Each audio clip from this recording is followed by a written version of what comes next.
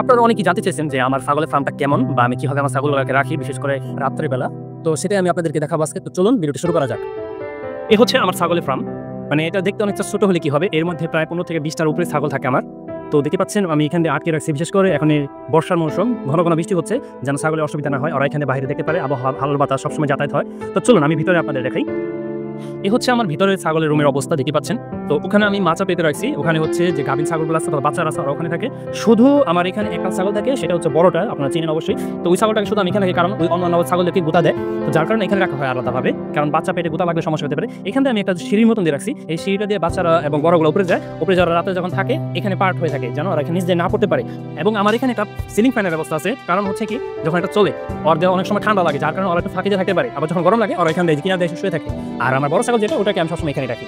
তো এইখানে রাখার একটাই উদ্দেশ্য, আর এখানে থাকলে এবার কি হয়, কিডনি যেটা আছে কিডনিতে নাগর পায় না, এবং আমাদের ময়লা যেটা আছে মানে প্রস্রাব পায়খানা যা আছে সব নিচে পড়ে। এই যে জায়গাটা দেখছেন, মিনিমাম প্রায় এখান থেকে এ পর্যন্ত প্রায় 2.5 থেকে 3 ফুটের মতন উঁচা। তো এটা উঁচা রাখার কারণ হচ্ছে আমি নিচে যে পরিষ্কার করি, ওকে। তো এখান দিয়ে হচ্ছে আমি ময়লাগুলো এখানে নামাই দিই সব, এবং বাথরুমগুলো হচ্ছে আমি ফাঁকি নিয়ে পালাই দিই, বল দিই। আর দিতে পাচ্ছেন এখানে আমার একটা পাইপ আছে, তো ওই পাইপটা দিয়ে হচ্ছে আমি রুমটা পরিষ্কার করে থাকি। তো এই কারণে এখানে কোনো ময়লা নেই, কোনো গন্ধ নাই, খুব ফ্রেশভাবে আছে, এবং লাইট ফ্যান সব কিছু ব্যবস্থা করা আছে, এবং রাত হলে বেশ শক্তভাবে এটা তালা দিয়ে হয়। তো এই হচ্ছে আমার ছাগলের রুমের ভিতরের অবস্থাটা, দেখতে পেলেন আপনারা।